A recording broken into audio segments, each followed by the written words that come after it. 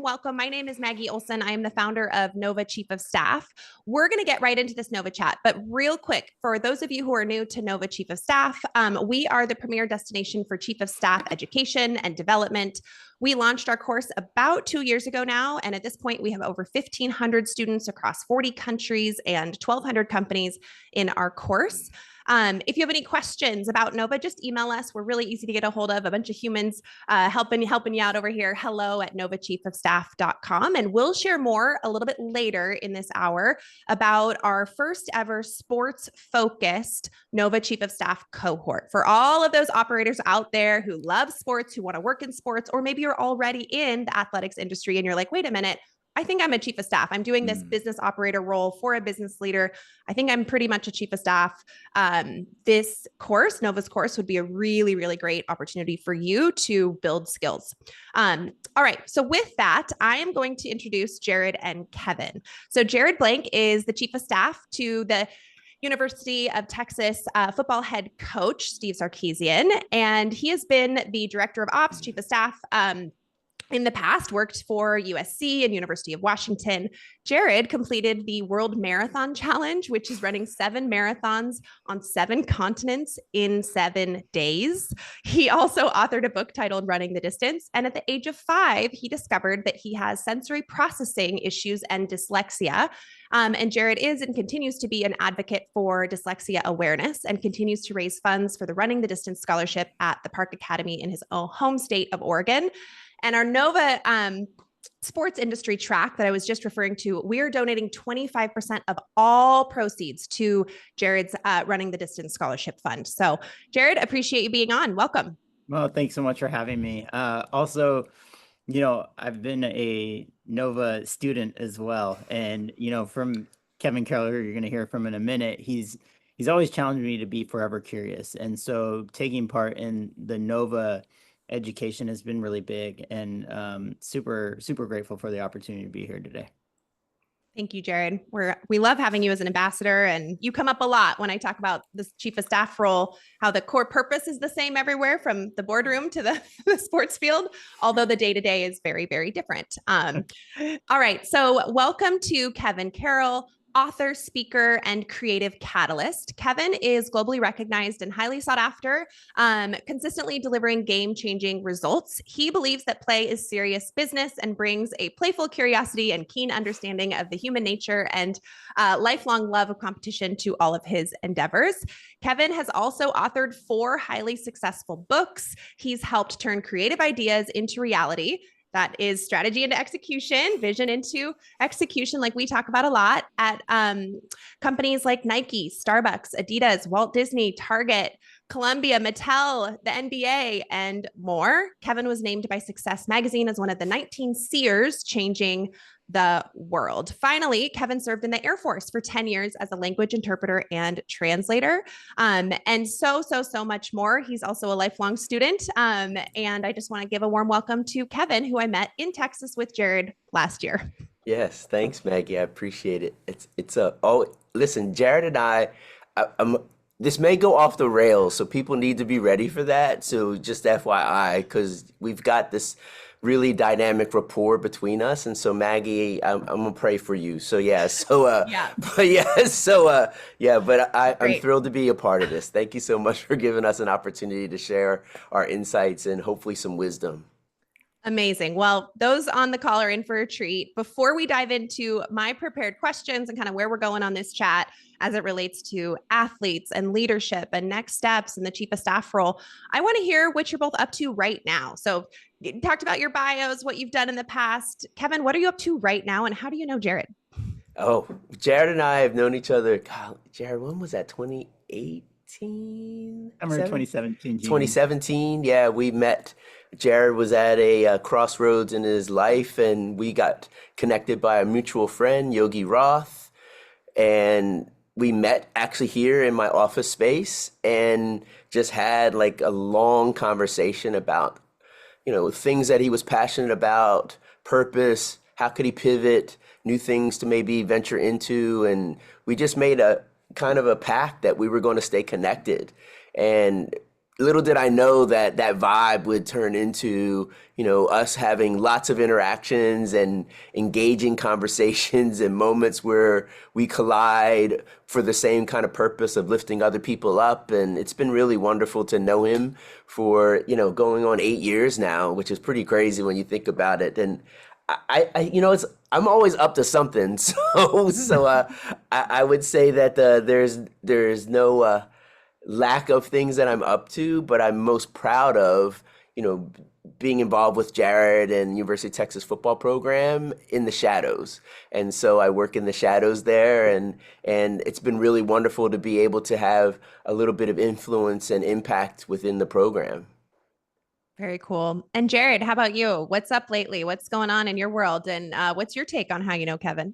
Yeah, so Kevin and I met in 2017, like you said. I was actually getting ready to run the World Marathon Challenge at the time. And I think Kevin, one thing that people need to know about Kevin is he's the ultimate advisor, from a performance standpoint, a cultural standpoint. He's truly just an amazing human first and foremost, but he's an ultimate advisor. And so just the relationship that formed, it's funny. So he was I first meet him in 2017, getting ready for the World Marathon Challenge.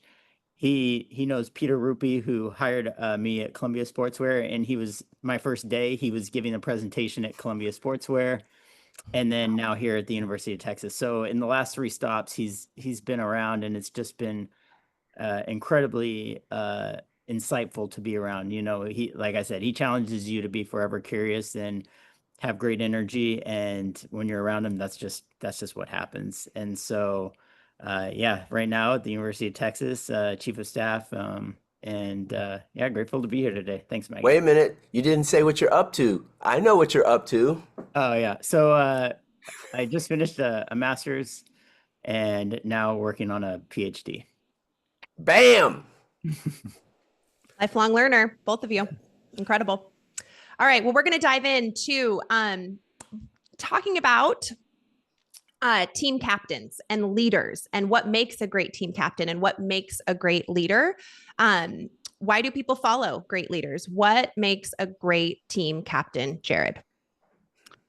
I think it's somebody that is ultimately in service of others, somebody that can really look at like putting in other people in position for success. It's, I think so often, we all have things going on during the day. We all have, our internal things, but a captain is somebody that can do those things and then also look out for their teammate, the person next to them.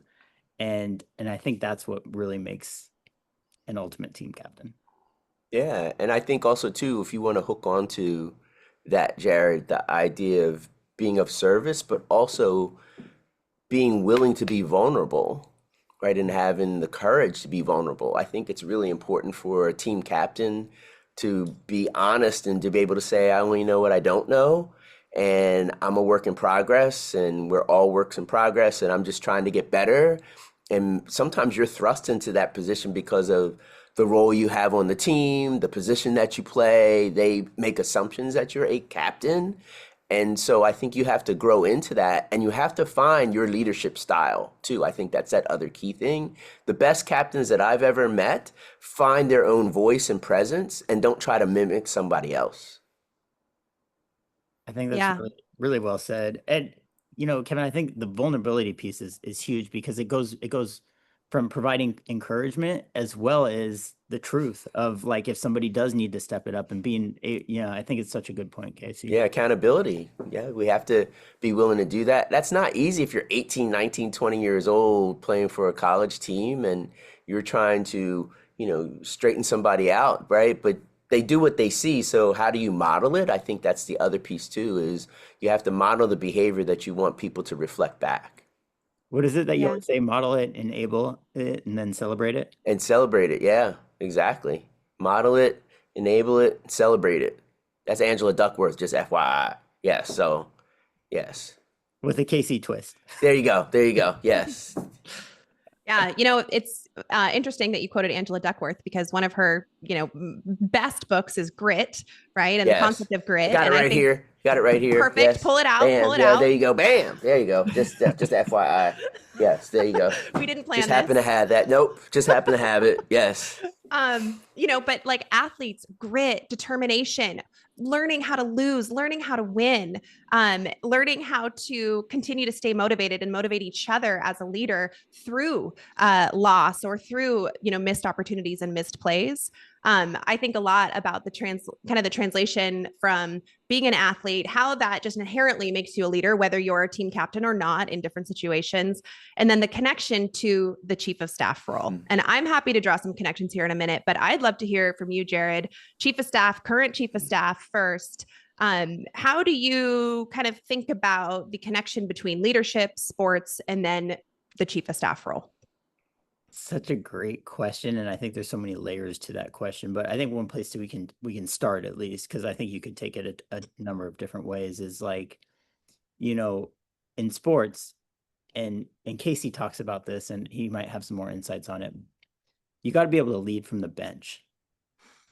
And I think when you look at the chief of staff role, you need to be able to step in and be on this major listening tour, because you got to be able to understand the environment that you're walking into. And I look at that as being one of those parallels between leading from the bench and then also being on a listening tour and understanding that you're positioning yourself to be a leader, but to really understand the organization that you're walking into, to understand the dynamics, to understand how can you best, essentially help take the organization to another level, right? But you can't do that until you fully understand the bigger picture. Like, you can't totally do that as a player until you've seen it from the different viewpoints. I love that, because the other piece to that, Jared, is humble yourself. It's like, just because you got hired into that role doesn't mean, okay, I'm gonna fix everything, right? Because if you come in there with that energy and you don't have the time served in that organization, especially in sports, man, people are going to give you that stank energy and be mad at you, and you getting this, and yeah, who's this joker think they are? And next thing you know, you don't have people working with you, they're working against you and trying to sabotage you, right? And so just like joining a team, it's no different. When you enter that locker room, right, or that practice field, you enter with a level of humility. Even if you are someone who was a free agent or someone who came through the transfer portal or humble yourself, because you're entering a new culture, right? A new place. So I love that you brought up the listening tour. That was one of the things that I challenged you with, Jared, when you went to Texas. I said, do a listening tour, do a listening tour. And he said, how long? I said, as long as it takes, but you need to connect with people and listen more than you talk. And it's really something people are taken aback by you being that way and behaving that way. They're expecting you to come in with ideas and this and that. And instead you come in with, attention and being present and, well, tell me your story. And that it really does throw them off, which is perfect, right? Is to get them off their game a little bit and like, oh, this is different. And I think that was one of the key things for Jared's success at Texas. And that listening tour was easily a year of spending time listening more than talking. Yeah. I think it's critical. We talk a lot about kind of that learning mindset versus often the chief of staff is like that achievement focused problem solver, wants to come in and wants to like show that they're doing a great job right away, or else, right? Like, we have a limited time, but there's really nothing more important in those first several months. I think it's great that you called out for Jared. It took a year, and it can take a year, and it's probably better to take longer. But for several months, you are in a learning mindset. And when somebody has been there for a long time, let's say an executive assistant who's been that, right hand to the leader, to the coach, they are the ones in the teaching mindset and helping you understand the day-to-day and the reality of the dynamics and the culture and all the people. So I think it's great that you brought up the listening tour. When I think about the crossover between athletes and the chief of staff role, like a dozen different concepts come to mind, right? Being flexible, taking direction, learning how to be coached, coaching each other's influential leadership, because you're not reporting, you don't have direct reports under you. You're having to learn how to be an influential leader. One of the biggest for me, though, that I think shows up a lot, that I see now show up for me as an entrepreneur and in my corporate chief of staff role, and I'm curious both of your thoughts here, is the communication component. Figuring out through sports, through our young lives into competitive sports, professional or in school, how to communicate directly, transparently, quickly, without, ruffling each other's feathers. And when we do ruffle each other's feathers, figuring out how do we recommunicate and repair.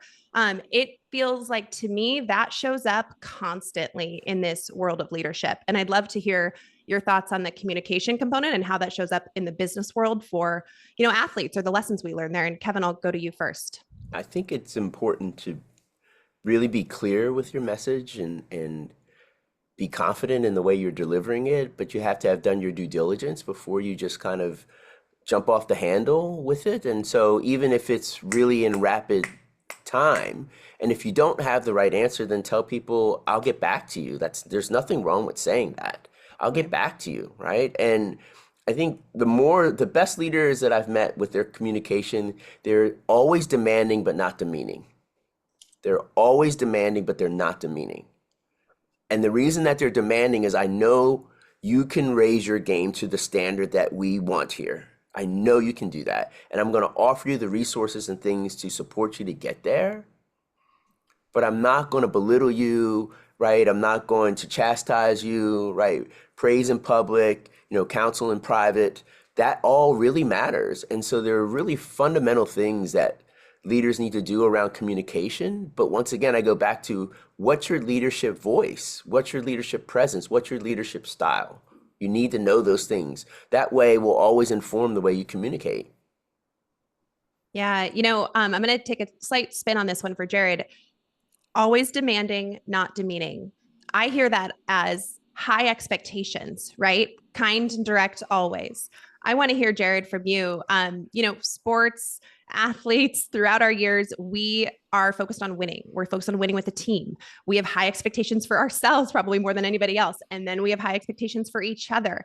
That translates into leadership now in our roles in the sports world and the business world. How has high expectations shown up for you, Jared, personally, with teammates, and now in this role for you as a chief of staff? I think expectations are an interesting dynamic to the piece, because you're talking about results. And I think, something that we always talk about is results are great, but they're the byproduct of the fundamentals coming to life, really. And so it's the focus on the fundamentals. It's the focus on the day-to-day work. And I almost lead without expectation. That doesn't mean there's not a standard, but the standard is in the day-to-day practice, and that's holding people accountable to the day-to-day practice.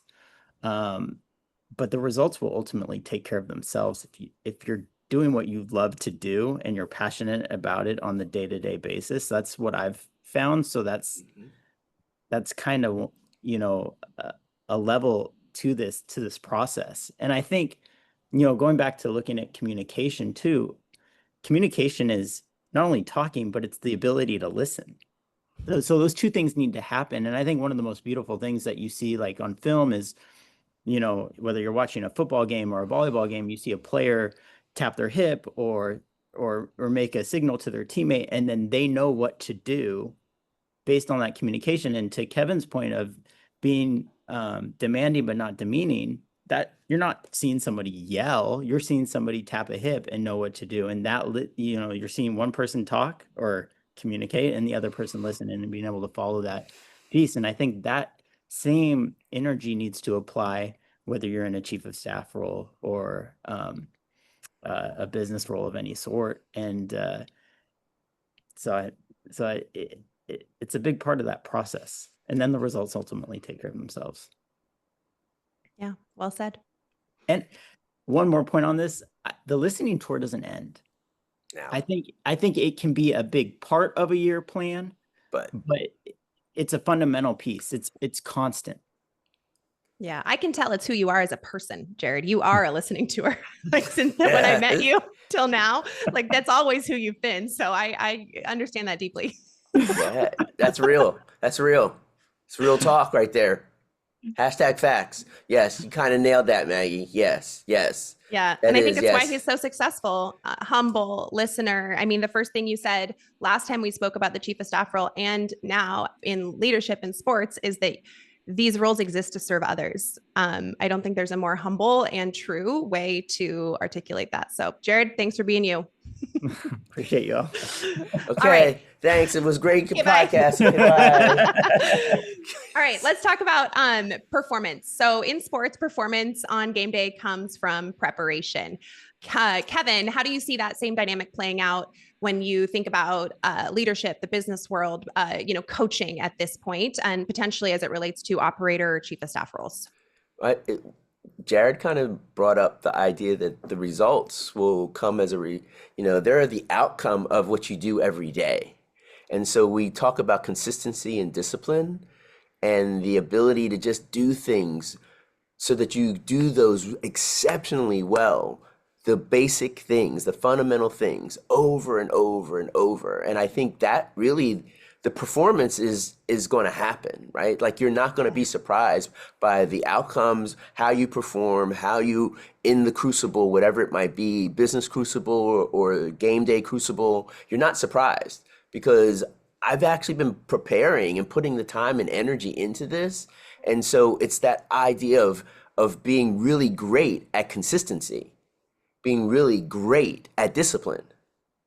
Like if you're striving for that, you're going to get more times than none outcomes that you want. And I think many times from a performance standpoint, folks are thinking about the goal and not the steps to get to the goal. And it's always about consistency and discipline. It really is. Absolutely. Jared, performance, preparation. How do you work with players and your team behind the scenes to enable the best performance possible from those fundamentals, from that preparation? Well, I think the observation, I'd take it from an observation view, but I see it as like you watch these student athletes prepare. It's like they're stacking days. They're not trying to win the season in day one of training camp. They're trying to win day one of training camp. And then you see them try to win day two and day three.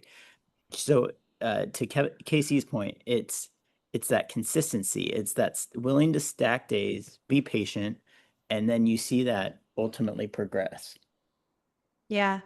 There's an element here too about, the work that you don't see and how it shows up in your success and what, the fundamentals, the day in, the day out that creates the success that, maybe others see, or maybe that you enable other people to have, that nobody knows that you're responsible for. And that is so the chief of staff role.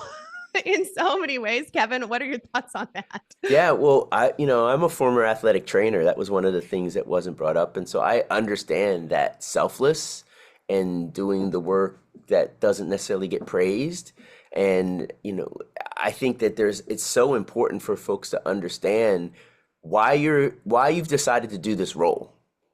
Because if you've done this role because you want to shine a Klieg light on yourself and look at me and I'm real special and I'm amazing and that, then you know what? You're probably not in the right role, because a lot of the things that you do are in the shadows. A lot of the things that you do go unnoticed until it's not done. And then everybody's like, well, how come? Right? So as an athletic trainer, I completely understand that, right? Yeah. And I understand that you sign up for something, right? And so when Jared brought it up in his opening remarks about being a servant leader and being of service to others, that is something you're called to do. And I think that's really one of the things that folks, if you're in this for other reasons, you're going to struggle, because you're going to get questioned. What's your motivation here? What's your end game here?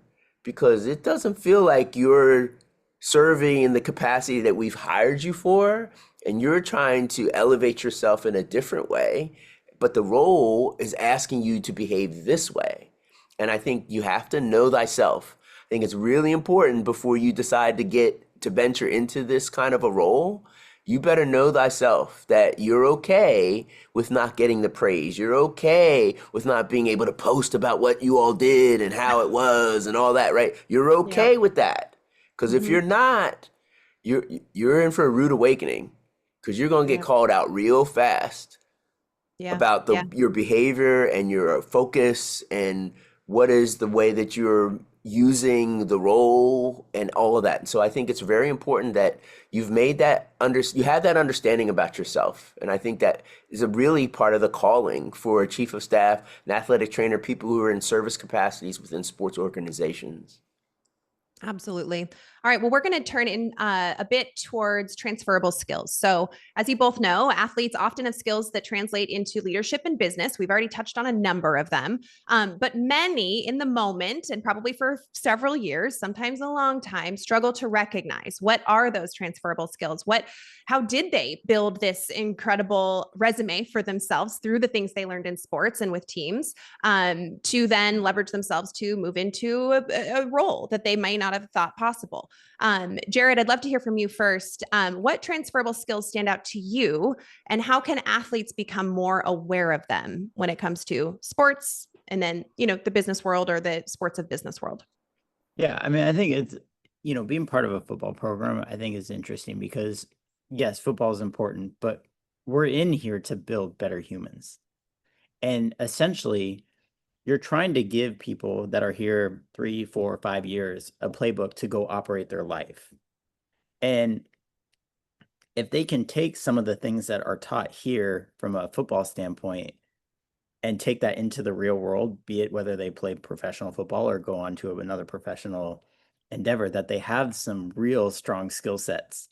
You look at managing a schedule, having to be somewhere at 6 a.m. on time, having to come in with great energy and being prepared, like those are things that I don't think people think about so much in the business world, but like how it actually, and Maggie, you might actually be the best person to answer this question. I know you asked it because you're a student athlete yourself, but I think if you can take those things, like just showing up on time, showing up with great energy, being prepared, having your stuff, like all those things, you can teach pretty much anybody anything with regard to like what the business part is, but you can't Agree. really teach that part of it. So somebody, especially when you get to that level. Yeah, well said. Kevin. No doubt, that's so true. Yeah, and I think some other things that they bring that they're well versed in is goal setting, right? And so really being able to put together a game plan for something, right? They're game planning. They know how to game plan. That's one of the things that I watched Jared and his team do. It's like wild to see like how they game plan for the season well in advance, and then they leave room for the unexpected, the non-traditional, the this ask, the that ask, the pivot, the this, the that. And so they've got this room for those things, but they've got a construct they've put together. But that all goes back to, I'm going to run 7 continents, 7 marathons in 7 days. Okay, I'm just going to do that. No, there is planning, preparation, right? All the things, there was a game plan. There had to be a game plan. And so I see that play out on his whiteboard in his office all the time, right? Where they're doing that as a team and how they meet on a regular basis. They got a rhythm, a cadence. But let's go back to Monday's this for football, Tuesday's this for football, Wednesday's this. It's no different for the way that Jared is mirroring that for his team. So they're mirroring that. So Monday is this thing, Tuesday is this thing. So they've got themes for those days with the players. So you can actually, I say this to athletes all the time, you know how to game plan. Yep. Guess who the opponent is? The opponent is that schedule that you have to get together, or that class you're doing. Or you're coming back from an injury. You know how to game plan. So let's put it together. Oh, I had no idea that was something I could use. So unlocking that and making them more aware of that is a bit of the challenge, because and Maggie, you played volleyball and you played in college. You're so in your thing. I ain't got no time to be thinking about all this transferable skills, Kevin, and I'm in the game. I'm doing I'm just being the best I can be right now. right now, right? And that's all you're concerned with. And your coaches drill that in you. Yep. So one of the biggest challenges for athletes is when they are getting to that point where they're stopping playing and they know it's coming to an end, that's when they start to get anxious. That's when they start to get concerned. What can I do? I don't know anything but this. Actually, no, you know way more, but we didn't give you enough time and room. And it's so accelerated when you're leaving. It's really challenging. And so I think the program you're putting together could be an interesting bridge for them. And maybe it's not necessarily just to be a chief of staff, but it may end up being a bridge to here are all the things you can do within sports. This just might happen to be one thing you can do. But maybe your program is going to unlock these are the transferable skills. This is how you can use them in sports. They don't even know that, let alone a title. So I just think that's probably the most important thing is where do I go to learn what I can use in this other industries? I don't know. Yes. Yes. And these chiefs of staff, these strategic operators, it's not a role, it's a type of person. It's the kind of person that shows up, works hard, knows they can figure it out. They figure out the solution to problems. They work collaboratively. They're influential leaders. A lot of them also need a little bit of a roadmap for how to show up now in this new world. Yes. Right? Yes. That's what we're offering. And we'll chat a little bit more about Nova's sports track here in a minute. I want to just like zero in a little bit on something you said, Kevin, that is what we talk about a lot in the chief of staff role from a few different angles. When you were talking about how you were helping student athletes have some ahas about like, wait a minute, oh, that is game planning, that is strategic. It's the same thing that comes to us here at Nova, where folks, maybe they're in the chief of staff role, maybe they're aspiring to be chiefs of staff, but their current role is a bit more tactical in the moment every day. And they're coming to us and they're saying, I don't know how to be strategic. What's strategic? And we're reminding them, and this is the chief of staff role, that being strategic is considering the information that you have from yesterday or today and making decisions to plan for the future. And it really can come down to as simply as that, in the business world. But I think on the second component that I want to touch on that's very related here is a chief of staff has this incredible ability and needs to have the ability, which you described, to zoom out and understand the strategy, the 10,000-foot view, be aligned with the coaches and the game plan and, the plan for the season.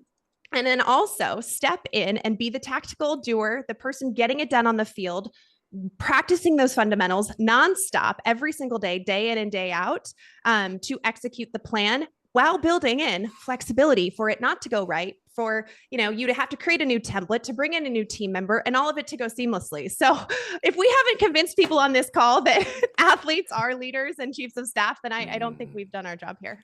No doubt. Jared. Really, really quick to touch on something that you and Kevin, I think, really brought to the surface for me is also this ability to take feedback. And what, like we talk about being coachable. And I think in the chief of staff role, it's like, yes, you're a doer, you're a planner, you need to have the 360, and then you also need to be able to take feedback and constructive feedback at that. Athletes are the best positioned to do that. They've been doing it for their whole lives. Film don't lie. Film don't lie.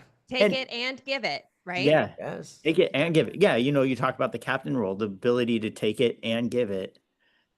I mean it. Yeah, it's pretty wild when you think about it this way. Yeah, it's endless, quite honestly. I think it's endless. I think it's inexhaustible. I think that you can find a way to have a through line through so many things. That'll be fun. I'm sure that'll be a really fun exercise and should be something that you have people go through and identify. I think it would be really cool. And then the aha will be when you show, well, you forgot this and this and this. Oh, snap, I did. I didn't realize that was, because I just thought everybody, because they make a lot of assumptions because it's the way you've always behaved. Yeah. All right. I want to talk a little bit about how to sustain this enthusiasm, this performance, this culture that we work so hard to build day in and day out every single day, and potentially through a long career. So how do you sustain performance, protect culture over a long season, a long career? Kevin, to you first. I get to witness it when I go down to Austin. So I think everyone is bought into what Coach Sarkisian is saying to the players and the staff, the coaching staff. And so when you look at all the support staff and they are equally included, I think inclusion is something really powerful. And that inclusion makes everybody feel a part of what's happening. So you're not siloed and in these little bubbles and, oh, that's just for the players. Oh, that's just for them. No, everyone's included. And so I think there's something really powerful and magical about being intentional about including everyone. And so that's one of the things that Coach Sarkisian has asked me to do is to make sure everybody feels a part of it. So no one gets excluded. So anything that the players get to hear, I also make sure every entity within that program gets to hear that too. Anyone who is supporting what happens on the field and the outcomes of performance. And so I think inclusion is one of the key things, right? To sustain the culture and the outcomes that you want from that. And that's the standard, right? And so I think as part of that is including everyone. Yeah. So from a leadership perspective, that makes a ton of sense. Inclusion helps culture tremendously. Jared, from an individual perspective, how do we sustain our enthusiasm, our results, our momentum for a long season or a long career? Well, I think first and foremost, be somewhere where you want to be. Facts. Ultimately, like, be excited about being at a place. Know that there's going to always be challenges. It's called work for a reason, but be excited about what you're doing. And if you're not, you need to look at that as an individual, because you're not going to be good for a collective if you're miserable doing something. That's the best way I know how to answer that question. It's a Jaredism. If you're ultimately grateful for the opportunity that you have, and if you're ultimately excited about what you get to do on a day-to-day basis, it does become sustainable. Those headaches, those obstacles that you face are merely temporarily, and can be solved with Advil or Bose headphones. As Casey likes to say, you noise reduction. You're able to do noise reduction. And so I think that's first and foremost, you have to look at that as an individual. Casey, I want to poke at you a little bit here, because when you have been invited in to bring about inclusion into an organization, can you talk about like how that has actually like showed up for you early on in your life?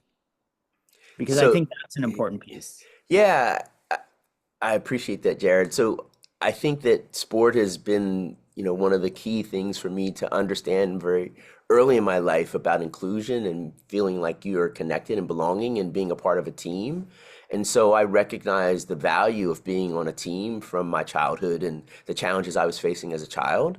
And so sport was the first place, games and a team was the first place that I felt welcomed.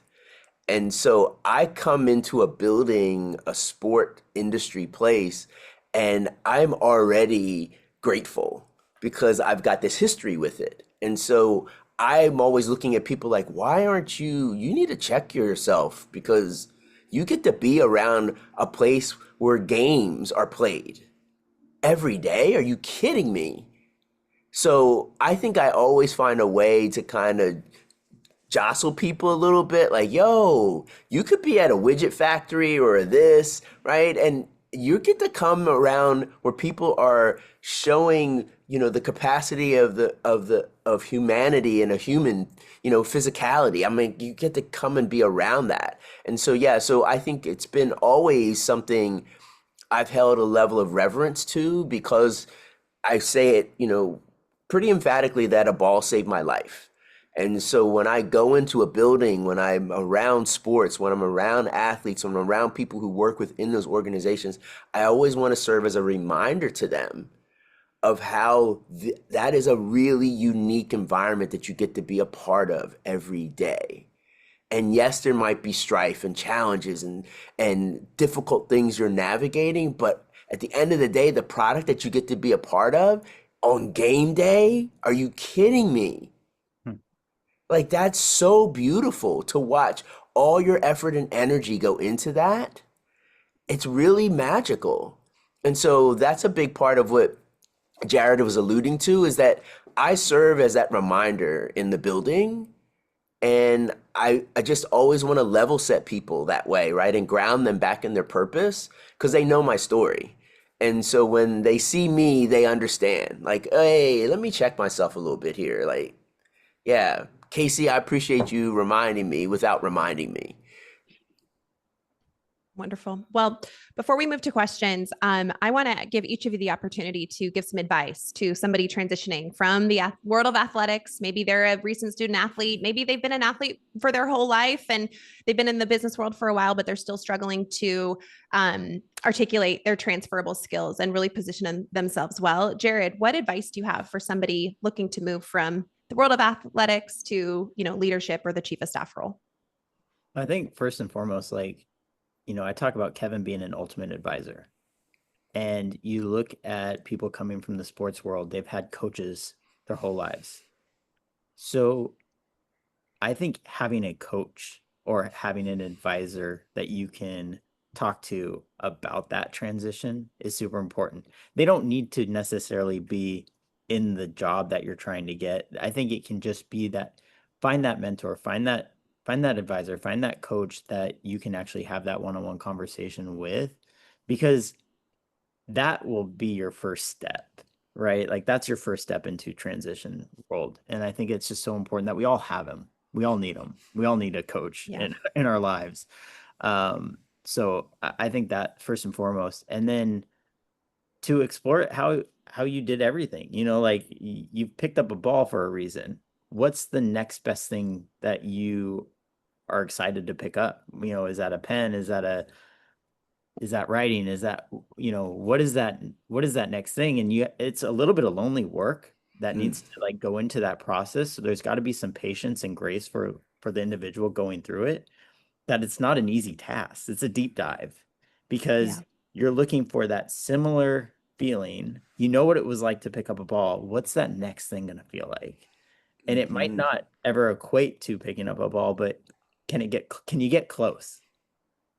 Yeah, what tickles your brain? I always call that what tickles your brain, right? So if you can find something that tickles your brain again like that, right? And that you want to be around, you're excited to get out of bed to be around. I think that's one of the key things is for an athlete, when you're done playing your sport, whatever moment that happens, and it can be very jarring and it can really feel like, well, what else am I good to do? Like, I don't know what else I'm good at. And so I do think finding someone you can bounce that off of and be able to identify that, and how do I find ways to survey my skills and do some kind of a question and answer, discussing with someone, doing my own personal survey, my own assessments, but having access to those things that allow me to identify talents and gifts I had no idea I had. I think that can be really, really valuable for you. And so being able to have a resource center or somewhere that you can go so that you can actually do those assessments, do those surveys, so that you can go, oh, snap, I had no idea this, and this were connected, and I could do it here. Or there's a role or a title and it has a job description and it's this. Oh, wow. Okay. So I think that's really, that discovery phase has to happen. So how do you actually go through your discovery phase and look at that as like your preseason conditioning, right? And so discovery phase is my preseason conditioning. I'm trying to discover what it is. And you just start equating a lot of those things to what you did in sports. But discovery is going to be the key thing. That's going to be the unlock for what comes next for you. Yeah, I love it. And I'll just add on and leave with the, testing, learning, discovering, coming back to that multiple times, just like sports. Like, we're not going to get it right the first time and it might not feel quite right, but some part of it's right. You hold on to that and then you go back to the discovery phase and you figure out how to round that out. All right. Before we dive into a couple more questions, I'm going to share a bit about Nova's sports track for our certification course. This is a special cohort that we start in February of 2026. It's a 13-week cohort that has a weekly speaker series with athletics industry experts, including Mr. Casey, Kevin Carroll, and Jared is helping me host the entire 13-week cohort. The sessions are probably going to be Wednesdays at noon-ish. They might shift around a bit. There's a lot more information that will come closer to the February 4th date. When you enroll, you'll get a ton of other information. This is really the first ever training designed specifically for operations professionals in the sports industry, especially for chiefs of staff in the sports industry or folks drawn to the sports industry who have that operations or chief of staff background. We'd love for you to check it out. We've got an early bird discount going on for a little bit longer. We'll put the details in the chat. All right, last couple questions here for my friends.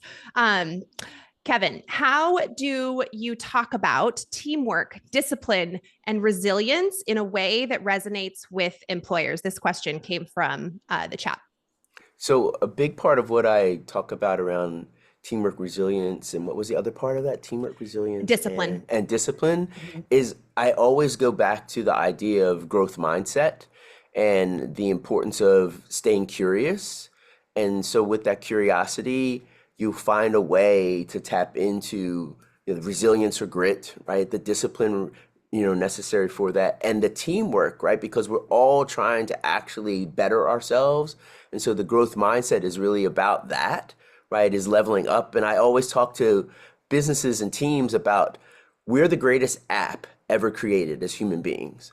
And so if we all actually stay in beta as human beings, always updating, always improving, squashing bugs, making fixes on ourselves, AKA the growth mindset, we're going to level up in all these things: teamwork, resilience, collective discipline, and our collective energy is going to win the day.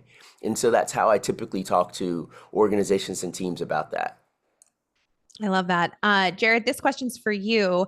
Tell us a little bit about like being a runner and the self-talk that you have to give yourself in those long marathons. And then how does that like show up or feel similar or different as a chief of staff in your business role? Yeah, I mean, I think when you're a runner, you're spending a lot of time by yourself on the road. And so that self-talk is critical. It's going to be critical to your success or your demise. And I always look at it, you can't always control the thoughts that you have in your head that go through your head, but you can control how you respond to those thoughts. And so there's always like, people will say like, well, do you ever doubt yourself? Yeah, of course. Like you're running 26 miles or you're running 40 miles in a day. And it's like, yeah, of course there's going to be doubt. But then it's like, what do you do with that? And like, how do you respond to the doubt? Are you reacting to it or are you responding to it? And, reacting to it would be allowing it to win. Responding to it is like, well, can I go another mile? Or can I get to that next aid station? And if you, and this is where I use KC's stuff a lot, is like, well, can I just be more curious about it? Is that pain in my foot like an injury, or is it just a little pain in my foot that's trying to get me to stop? And if you explore it with the curiosity and some energy to it, I think it really allows you to do a lot of self-discovery. And so I think this, as it translates, you take that into like the chief of staff role. It's like you encounter an obstacle, you encounter a controversy. It's like, is this going to be that big of a deal in a week? Is this going to matter in a month? Is this going to matter in 2 months? And if the answer is no, how much energy am I putting into it? And if the answer is yes, it's like, okay, well then I probably need to put some energy into this. So I think it does. It really crosses over for me as a runner. Kevin, it made me think a bit about the work you do, and the term that comes to mind for me is mental toughness. How do you describe what Jared was just talking about and how it relates to, the world of business? And is mental toughness something that you coach often, or how do you talk about that concept? Yeah, well, mental toughness, grit, resilience, they're all one and the same. And I think what Jared said was true, right? It's typically boils down to your self-talk and the chatter that you're navigating and dealing with, right? That really creates the obstacles for you. You versus you is a real thing. The greatest opponent that you'll ever face on any given day is yourself. But also the most important conversation you'll ever have on any given day is with yourself. And I think so many times we just don't take that to heart, how we're speaking to ourselves. And so learning how to, what Jared was doing so seamlessly was reframing those thoughts, right? And so the ability to reframe those things, and not in a way where it's detrimental, but in a way that it allows you to navigate and make those decisions in rapid succession. Like, is that really something that is going to upend this effort, or is it just a temporary thing and I can push through? And making those decisions, in your job, in your work, in your life are happening constantly throughout the day. And so how do you talk to yourself? Do you uplift yourself or upend yourself, right? Do you inform and support, or do you find a way to derail yourself, right? And that's what we're dealing with every single day is our self-talk. So I think, the idea of mental toughness, grit, and resilience always boils down to how do we speak to ourselves and our self-talk, and how do we manage it? All right. Jared, final thoughts from you for our audience, considering the chief of staff role, considering their athletic background, considering a career in sports and the business of sports. I think it would go back to kind of what we've talked about is really do that deep dive, do that self-discovery, look at what makes you excited. And if it's the chief of staff role, it's like, there's no better platform than working with Nova, right? Like, you guys are offering services that are going to apply to multiple industries, and it crosses into sports for sure. You can really, doing your training, like, you can really see how it applies to what we do on a daily basis, and just giving you that platform. And if it's something that is I would just make sure that it's something that you're excited to go embark on. You don't have to know all the answers. You just have to, if they're a little bit excited about it, I think this is a great place to start. Thanks, Jared. Kevin, final words from you for the folks on the webinar with us. So, curiosity for the win. I just think that I'm a firm believer in curiosity. I love this Einstein quote, "I have no special talents, I'm only passionately curious." And I am passionately curious every single day. And I think there's something magical and fulfilling about behaving that way and showing up that way every single day and modeling that for other people, and having a place where you have a group of people that behave similarly, right? And so I think that's wonderful, but also having destinations where you can learn and level up. And so I think what you're endeavoring to do at Nova is wonderful. I think it's really groundbreaking, and it's a phenomenal opportunity for folks to be able to, let me sample, let me figure out, let me identify, let me discover. And so I think it's really fantastic that there is a place for folks that are in whatever industry that are operationally minded and have this strategic kind of inclination in them, right? Or gene, that they've got this way of discovering what they could actually do with it. And I think that's really wonderful that you all are a bit of that unlock and cheat code for folks. Well, thank you. I appreciate both of you for your kind words. And at that, it is 1:00 Central Time. So we will say goodbye. Thank you to everybody on. Thank you to Kevin and Jared. I'm feeling extremely motivated and excited to just go conquer the world after this hour. So I'm sure everybody else is too. And it's just really, really was a treat to chat with both of you. So thank you both very much. Brilliant. My Thank pleasure. you. Take good care. All right, All right. JB, take good care. Be well. Take care, Peace. Casey. Take care, everyone. Bye.